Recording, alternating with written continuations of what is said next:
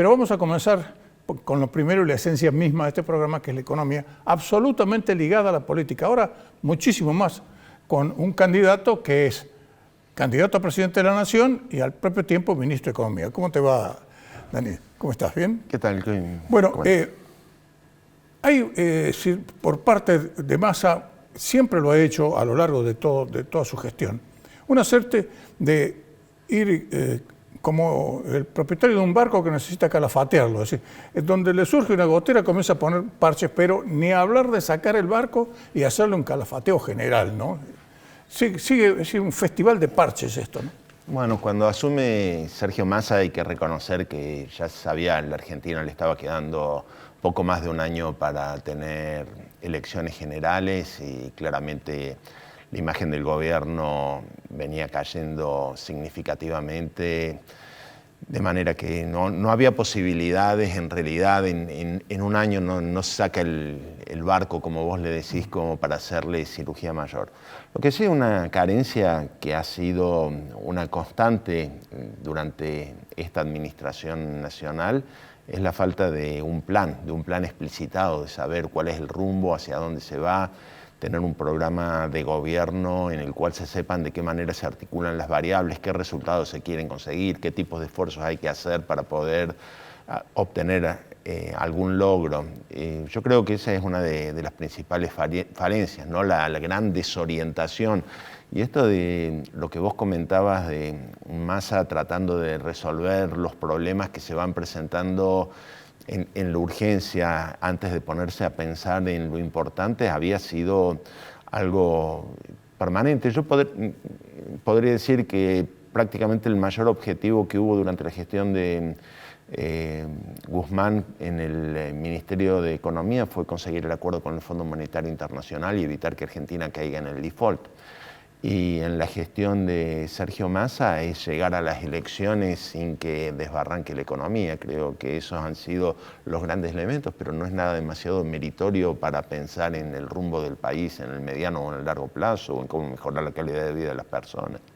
No, sin duda que es así. Y este tema del desbarranque de la economía, indudablemente, es decir, no se ha llegado, en definitiva, no se ha llegado al default, pero ha habido que adoptar y poner la receta, porque se puso muy duro el Fondo Monetario Internacional, con esta devaluación que fue del 22% y que evidentemente se vio en 3 días que había sido absorbida por el mercado, inclusive sobrepasada, ¿no? Es decir, casi inocua como devaluación desde el punto de vista teórico, pero gravísima en el impacto que ha tenido en todo el desarrollo de la economía y sobre todo en la inflación, que está totalmente desbocada, ¿no?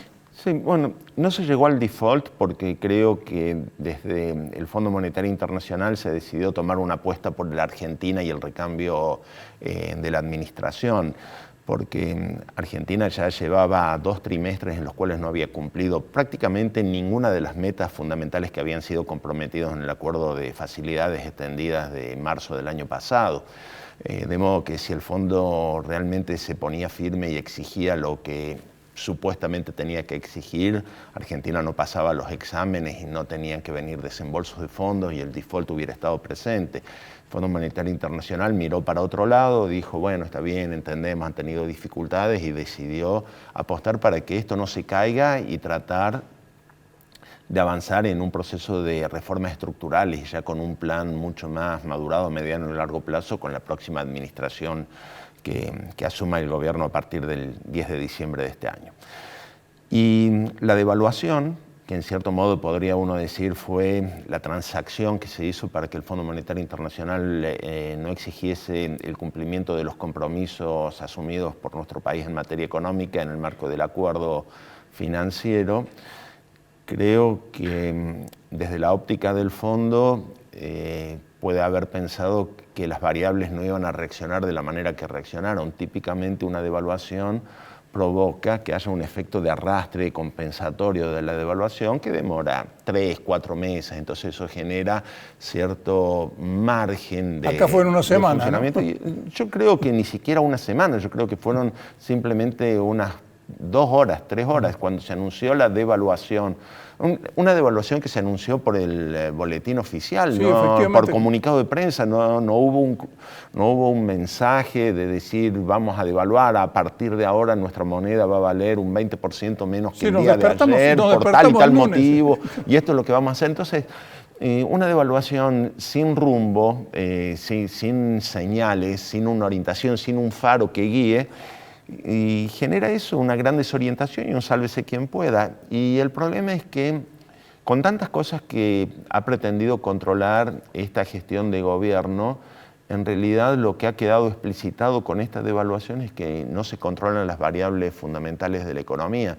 Los agentes económicos tomaron la decisión automáticamente de estar dolarizados y automáticamente hubo una devaluación y rápidamente se transformó eso prácticamente a todos los precios de la economía.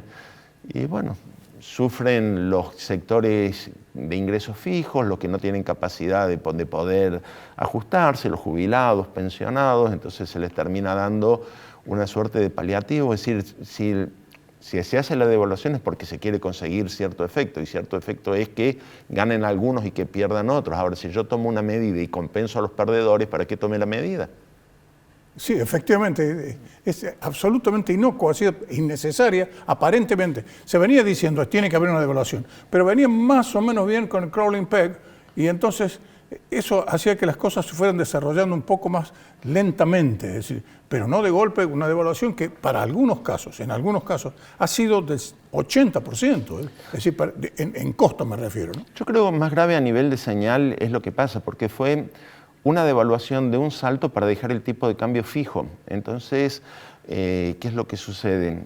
Al cabo de un par de meses, el efecto de la devaluación se vuelve al punto de partida en términos reales. Exacto. Con una diferencia, que todos los bienes ya se ajustaron por el salto devaluatorio, pero siguen manteniendo una inercia inflacionaria hacia más adelante. Así que el tipo de cambio va a volver, después de las elecciones de octubre, con un poco más de atraso en términos relativos del que tenía, y por lo tanto las presiones van a ser mucho más fuertes. El gobierno nunca quiso devaluar. El gobierno, y si devaluaba, no quería llamarlo devaluación, sino tipo de cambios especiales, fragmentados, lo que sea. Fue una exigencia del Fondo Monetario Internacional como para tratar de achicar la brecha. La brecha no se achicó, de modo tal que fue una medida muy ineficiente, muy inocua, porque, digamos, no fue inocua, provoca daño en la economía, pero no termina siendo efectiva en términos de lo que se quería alcanzar. Que lo que se quería alcanzar era una recomposición en términos relativos de la balanza que hay entre productos transables y no transables. Sí, pero se da la incongruencia además, que en este momento el contado con liqui y el MEP están por encima del dólar blue. Sí. Sí, están por encima del dólar blue, está 4 o 5 pesos por encima. Sí. Es de locos este país, ¿no? Sí, bueno, esperemos la próxima administración, no sé quién va a venir, no tengo la bola de cristal, no soy analista político, tienes analista político para que hablen hoy en el programa, pero esperemos que la próxima administración, con el programa económico que se posea, muestra en el sendero de cuál va a ser la ruta que se va a recorrer por lo menos los próximos 4 años. Creo que los argentinos están necesitando señales, esto de tratar de tapar los agujeros a medida que seguimos navegando, ya ha demostrado que no nos permite resolver ningún problema. Entonces creo que es importante, con un programa con más o con menos nivel de intervencionismo de la economía, pero que le traiga lógica, que le traiga racionalidad a las variables económicas. Hace rato que Argentina perdió ese rumbo. Efectivamente es así.